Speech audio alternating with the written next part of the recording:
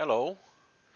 During the today discussion, we will see how transactions are going to interact one to another. Basically, we will see the phenomenon of phantom rows as it occurs in Microsoft SQL Server.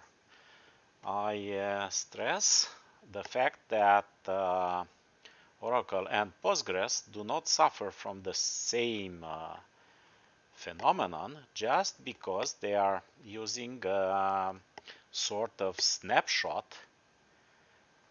which is recorded at the moment when the select starts. Basically, we will see what happens with the select statement while we execute a single statement transaction, which is an update, concurrently. Okay, so let's first demonstrate the version of the SQL Server, which you see it's the most recent version 2022, the most recent up to the current point. We are going to select this data, which you can see is 1, 2, 3, 4, 5 up to 9, and we have 100 big value, and we will update this data while it is read by the select statement. Here we have a delay function that allows us to have a delay in order to be able to see the concurrency phenomenon occurring. So let's execute this select statement. We press F5. We have 10 rows, so we expect the result to be seen in about 40 seconds. We wait for a few seconds just in order for some rows to be read. Okay, and now we execute our update. Update executed. Okay, we wait now for the time to reach 40 seconds and for the result to be shown to our eyes.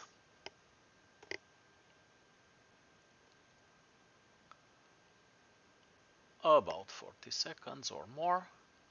Okay, we had a delay while the transaction was executed. What can we see?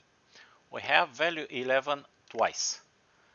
Once for the value for ID 1, the other time for the ID 100. Is this okay? Is this okay? No, it is not okay. Value 11 should occur exactly one time. And if you are looking carefully, you can see that big value is missing. Big value was moved from the position 100 to position 1, while the value 11 was moved from the position 1 to position 100. Why do we see this? We do see this because the first few rows were read before the update occurred. I mean, row number 1 was read having the value 11. Row number 2 was read having the value of 22, and so on and so forth. We read up to the value of 5 or 6, 4 or 5. We haven't reached the value of 6, which is there. We haven't reached the value of 7, 8, 9, and also we haven't reached the value of 100. But when we reach the level of 100, on that position, we find again value 11, which was previously on the position number 1.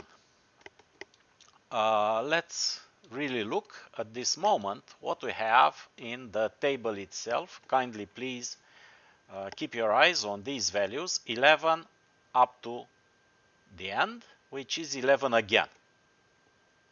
But the reality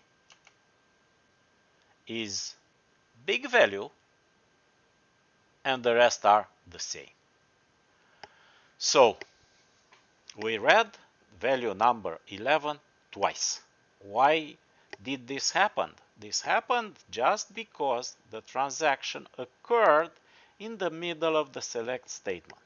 And the select statement sees some values as they were before the transaction started and some values after the transaction ended. Basically, the values on the rows 1 and 100. Please remember, our update was to change the ID 1 to 100 and the ID 100 to 1.